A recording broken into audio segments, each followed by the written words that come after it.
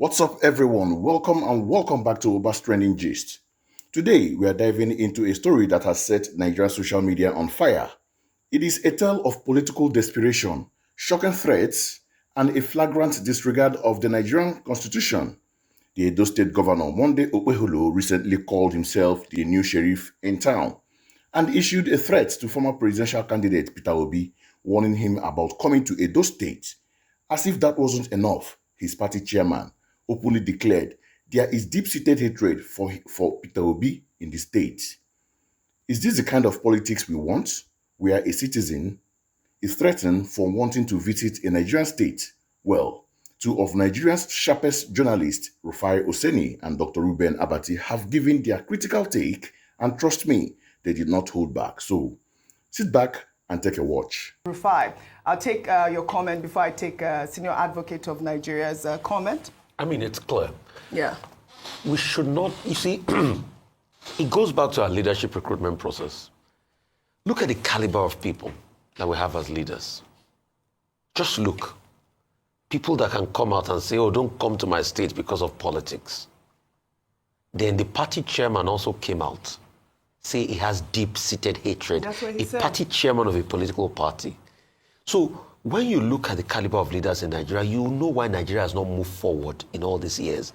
And see, if we continue with this level of leaders, it will never be well with Nigeria. Because Nigeria is so blessed. But the problem is there's a way that people that are the 10th, 11 have a way of making it to the top. Where is discretion? Where is decorum? And the representative of the Edo State government that wrote a letter that said, it's because of security, tried to placate the situation and said, there's a thing about moral and spiritual inclination to giving, that when you give, you don't allow the world know. I dare him, I triple dare him to go and condemn President Tinubu's wife that has donated 1 billion that we have recognized and applauded here. I dare him to condemn her. Or warn her not to come into the session. No, she's high profile. No, I'm not even saying about warning her. No, I'm sorry. Okay, go ahead. Not using TV that they're not born and went to warn President Tinubu. It's Peter Obi, they do all of that too. But I dare him to condemn President Tinubu's wife that donated billions to people. That why did she announce it publicly? I dare him. I triple dare him. Right. You see, I'm not saying don't have partisan politics, but be sensible. Don't incite violence and hatred. For a man to come out and say he has deep-rooted hatred, you know what that means? So it's a reflective of his personality. But I'm not surprised. Is it not Jared? Jared that came here, they say they don't watch Arise TV, that people don't have money to subscribe in it. Is it not Jared? All right. Forget that one. Wow, you just heard that. The fire from Rufai Oseni is burning. He called it what it is, a reflection of the terrible quality of leadership we have in this country.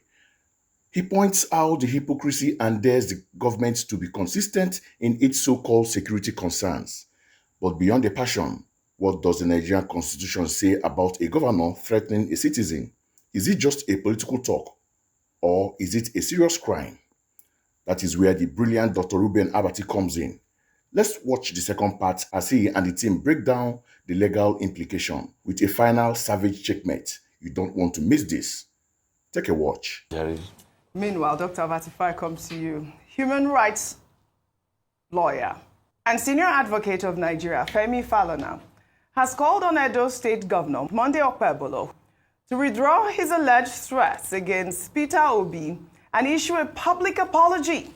Falana, in a statement, condemned Okpebholo's remarks, stating that the threat to the life of Mr. Peter Obi issued by the new sheriff in town in Edo State constitutes a violation of Section 33 of the Constitution of the Federal Republic of Nigeria, 1999, as amended, and Article 4 of the African Charter on Human and People's Rights, which guarantees the fundamental right of every citizen to life. He emphasized that as the chief security officer of the state, the governor's primary responsibility is the security and welfare of the people.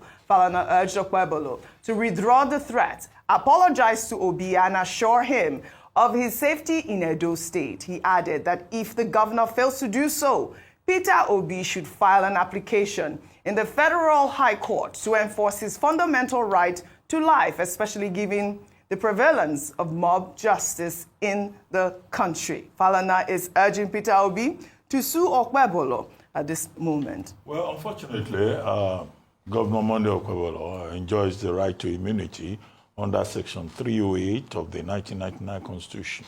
Section 308 simply says that, you can't sue governors, deputy governors, president, vice president in the course of their work so as not to, affect, the smooth operation of the state. However, Mr. Femi Falana is right, as Kenneth Okonkwo was also right in saying that what Governor Monday Okpebholo has said is illegal and unconstitutional.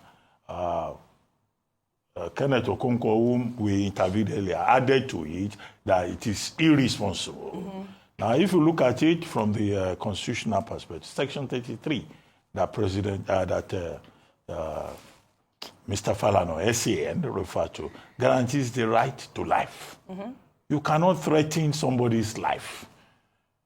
That in itself is a felony under Sections 33 and 47 of the Criminal Code, which is operative in the southern part of Nigeria. But against Section 308, protects the governor. But there are certain steps, of course, that Mr. Peter Obi can pursue, like reporting to the appropriate authorities that Governor Okpebholo is threatening his life, and should anything happen to him, Governor Okpebholo should be held responsible. Section 34 guarantees the right to the dignity of a human person.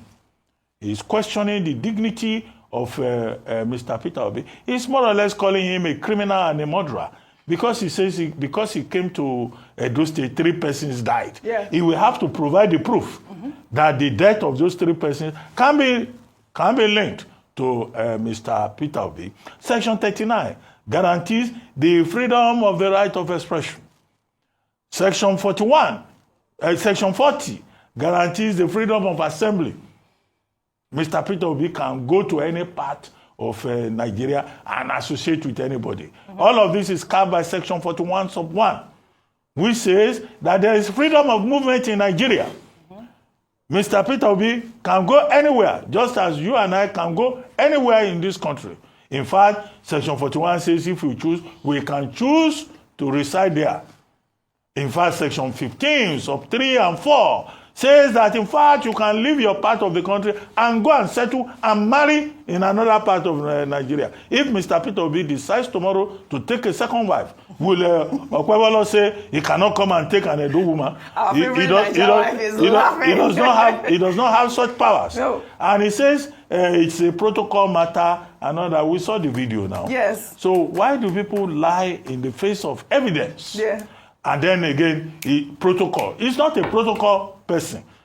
He has described himself as Chief Security Officer. As Chief Security Officer, as Mr. Femi Falana pointed out, he is supposed to ensure the security and welfare of everybody, not to isolate Edo State and say people that are politically against his own interests must not come there. Right. I agree with Mr. Femi Falana, that he owes, to start with, that's the minimum. He owes Mr. Peter Obi an apology. Yeah. And he also owes the rest of us in Nigeria an apology. Yeah. And the people of Edo State an apology for putting his foot in his mouth. This is what we say when we argue that people who are going to be appointed to positions of high authority should have a certain minimum of enlightenment. Unfortunately, Dr. Abati, do you know that his is it the WAEC results? His results were trending online, Dr. Abati, all weekend. And in the results, I mean, if it is accurate, he was like a D student. He had a lot of Ds and probably 1 C. But another thing that was also trending, Dr. Abati, the fact that Femi Falana had called him, what did he say? The new sheriff in town. If you can pull up our picture of the day. And that is of Governor Okpebholo wearing a sheriff hat. There you go, the new sheriff in town, Dr. Abati. Well, when he took his oath of office, he swore to uphold the Constitution of Nigeria. Correct. Everything he has done or said, spoken threat, with regard to Mr. Peter Obi, flies in the face of the oath of office that he took. Right. The more reason why he should apologize for embarrassing the people of Edo State. Right. We had predicted it, that he will embarrass the people of Edo State. This is just an instance. The new sheriff in town exposed. My people, this is why analysis matters. Okay. Dr. Reuben Abati just gave a masterclass. He broke it down piece by piece, not with emotion, but with the cold, hard facts of Nigerian constitution. Let's quickly recap the charges against this new sheriff. First, a violation of Section 33, the right to life. Threatening someone's life is not a joke. It is a criminal offense. Secondly, a violation of Section 40 and 41, freedom of assembly and freedom of movement.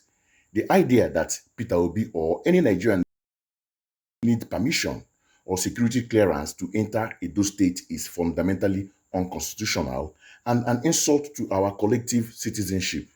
This isn't a foreign country. It's one Nigeria. Thirdly, Dr. Abati called it what it is: irresponsible, illegal, and a felony. This isn't just campaign rhetorics.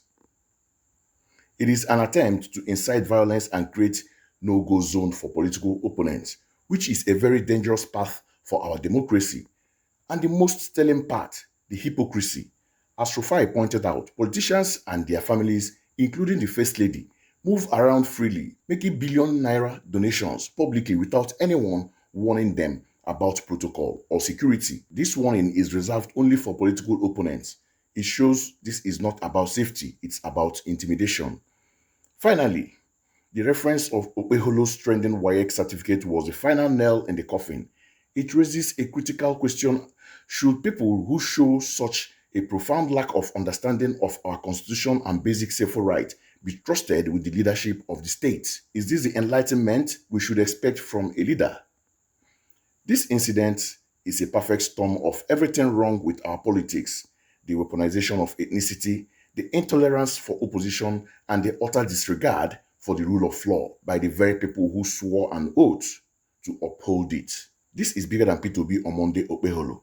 This is about the soul of Nigeria. We cannot allow our country to be carved up into a special fiefdom where political sheriffs decide who can enter and who cannot. But I want to know what you think. Is this just politics as usual, or is this a dangerous new precedent that must be condemned by all Nigerians?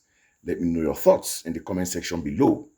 If you found this analysis insightful, please hit that like button, share this video so more people can be informed, and most importantly, subscribe to Oba's Trending Gist and turn on the notification bell so you never miss a breakdown. Thanks for watching, and I'll see you in the next one. Stay safe.